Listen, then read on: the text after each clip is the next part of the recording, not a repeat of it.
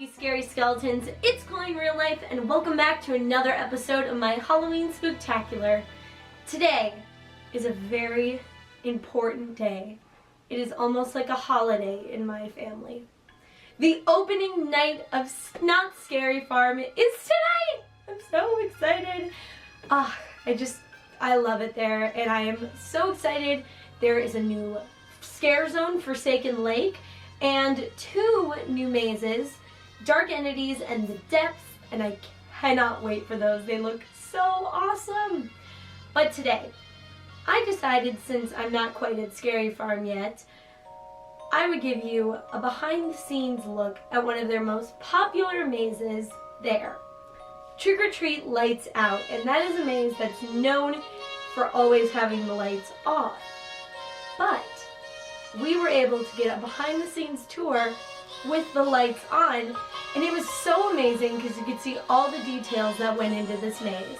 So, let's check it out!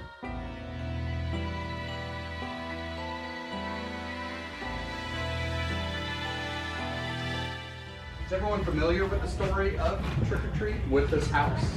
So you may have noticed that so this is the Green Witch's house. So the idea is, for Trick or Treat's Lights Out especially, this is the idea of you're a bunch of kids and you've been dared to ring the doorbell of the old witch's house, but it's open and it's ready for you to come into. So you're armed with your flashlight, and that's all you've got.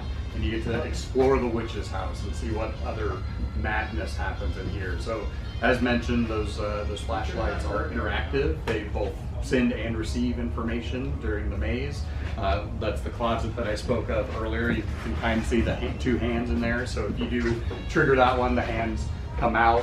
There's actually another scare up here where if you look at the chandelier, it starts to rattle and move as well. And then there's a video effect where you got this kind of presence, this ghost sort of figure that looks like it's coming down the stairs and telling you to get out. And this is one of those mazes where, it's now actually in its 7th year of operation, which in Haunt timeline is a little long in the tooth, but it's one of our most popular attractions. You guys can come in and make sure everyone squeezes in. The attention to detail in this maze is second to none, I think. It's one of our most detailed mazes, especially with the lights off or on and off. You're surrounded by 360 degrees of detail, and this is a designer's paradise because they were able to look, and from any angle that you could look at this, there is something to observe, whether it's moving books on the bookshelf or floating books, or you've got the planchette on the spirit table that actually moves, and all made even more creepier when we turn the lights out and we just give you a flashlight. So did that really move? Is my eyes playing tricks on me? Is it the flashlight? In this room, there's a couple more triggered scares. You've got a fireplace moment where if your flashlight hits the fireplace, there's a big geyser moment of sound that happens, and then the suit of armor tips as well. And then we make our way down the hallway, which there's not much to it, just a bunch of plastic Halloween masks. Scary, absolutely terrifying. Oh, so scary. A testament to our props and our scenic design, or our scenic paint team, how they're able to come in and find all the props for these mazes and actually do the shopping and go out and find 100 creepy dolls.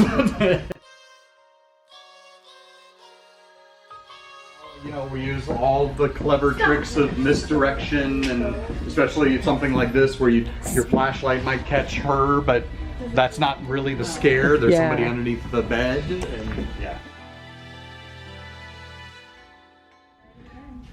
Oh my gosh. So creepy. Even in the light, it's still creepy. Yeah. Oh, absolutely. Especially the paint treatment we do on the walls, that idea that it's all aged and almost moldy looking. It's stunning.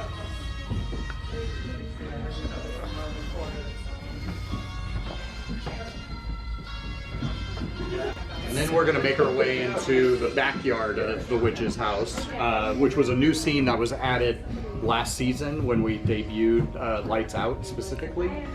We replaced an existing scene with this outdoor scene. So now you actually enter the backyard during a stormy night.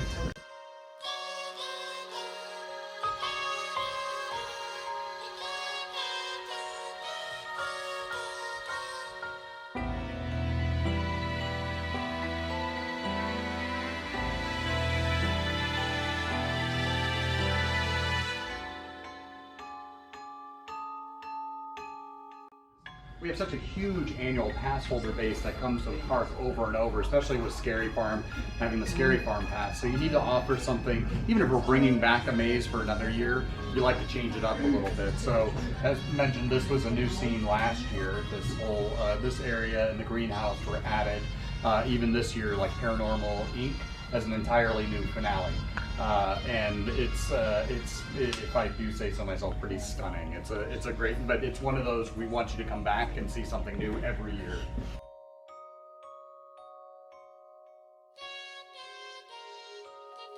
Here we've got moving plants that are trying to reach out for you. We've got some monsters in a ghillie suit that kind of blend in so that you don't see. Right.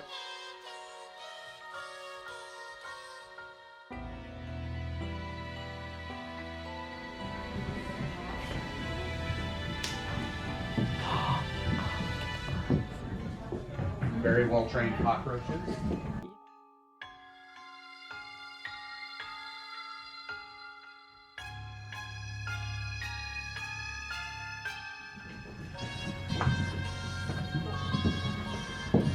I don't know why, maybe I'm a little twisted, but this is one of my favorite props. So if you didn't catch that in the Lights Out. Oh my gosh, she has candy. Oh my gosh. That's turned around when you walk through.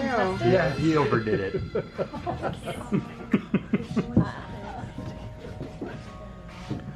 And this is the first room where we utilize the UV light. I think as you come around this corner, we send the signal to your flashlight to turn to UV mode, which Oh my gosh, especially the fun when you candy look at the in the that are on all guts? the fruit, That is parts over here. awesome. They glow nice. Yes, this is. They're dots. Oh, these are beetles. And then as we make our way into this little hallway, we've done a little UV painting on this portrait here. You can see a skull if your flashlight passes by it.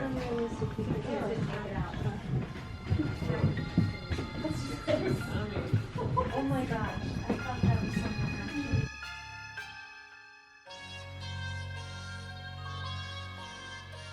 One of those rooms you look around, you're completely immersed in the story that this is the witch's chamber where she brews her potions, and her black cats live in these next couple rooms. I'm sure you might have encountered them when you walked through earlier, which again, beautiful propping on our bookcases here.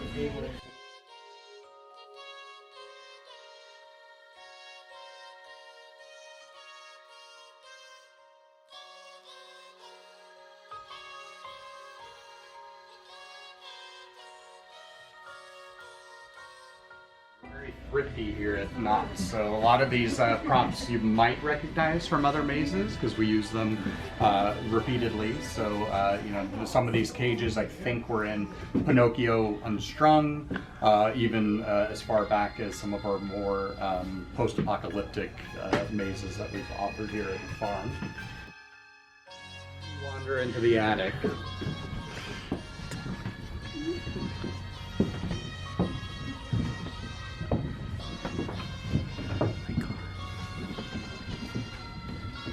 And this is one of those fun rooms that you can play with, you know, just putting forms of people and just throwing a sheet over it makes it scary. And they're just, you know, they're mannequins. We've got a couple triggered scares in here as well, right behind you. The pelt there, if your flashlight crosses it, it lifts up and starts chomping at you. Yeah. Where you encountered the Green Witch as well. You may have seen her over in this particular area.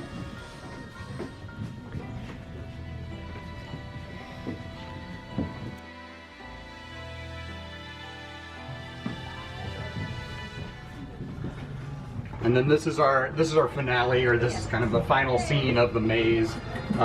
Here we initially intended to turn out your flashlight completely and make you feel your way through the hallway. Okay, what we found was one that triggers the flashlight. yes, Okay. yes, that one turns them off, or it actually triggers it to start blinking every few seconds. We tried it last year for a night or two of turning it out completely. Operationally, didn't work very well for us. Everyone just stopped. And then this is another one of my favorite scares. So we've got a couple monsters that live behind this lattice panel, and lattice panel wooden, not wooden here. So they're able to open it up, and it's such a clever trick. And yeah, I love the simple scares.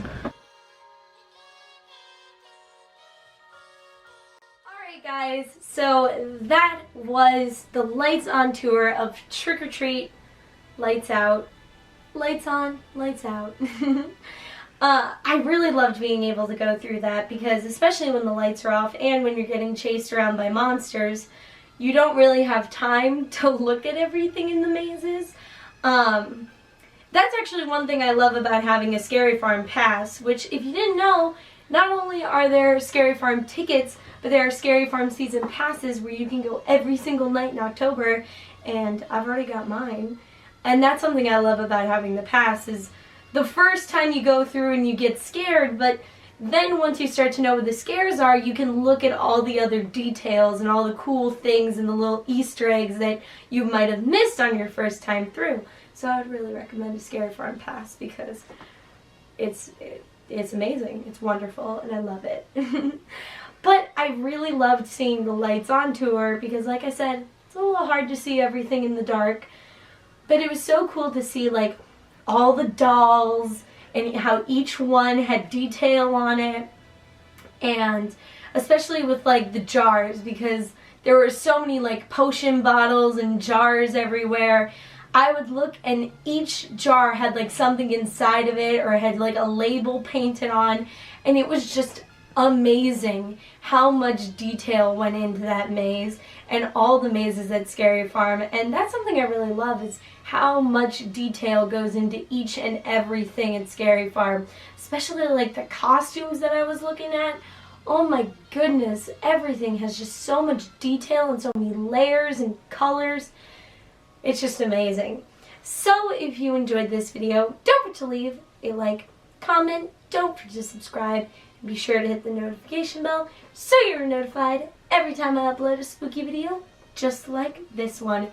Be sure to keep an eye out because the opening to Scary Farm is today. So there'll be plenty of videos coming out about that pretty soon. See you next time. Stay spooky.